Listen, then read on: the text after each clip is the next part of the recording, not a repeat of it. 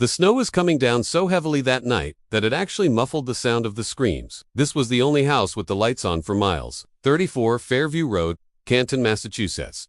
But when the police arrived, they found no one inside. Meanwhile, several hours earlier, a man had been running for his life, desperately trying to get away. But after he tripped and fell, his pursuer caught up to him, and that was the end of that. John O'Keefe, 46, stumbled out onto the street, tried to flag down a passing car, but by the time help arrived, he was already dead. The neighbors later described the chilling sight that greeted them that morning. A man lying face up in the snow, his eyes wide open, staring blankly at the sky. The snow had almost completely covered him, but as the sun rose, the true horror of what had happened there became all too clear. Not only was the man's head smashed like an egg, but dark bruising developed around his eyes, a classic sign of a severe head injury. As the ambulance arrived, its flashing lights momentarily illuminating the gathering crowd, paramedics in heavy winter gear approached the body.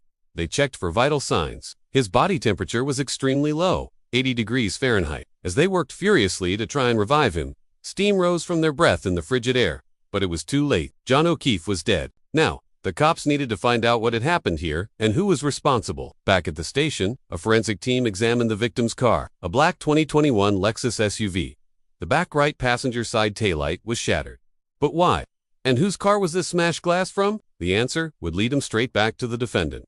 When the police arrived at the scene, they found him lying just feet away from his own car. A thorough search uncovered several pieces of a clear cocktail glass that had been used to strike him.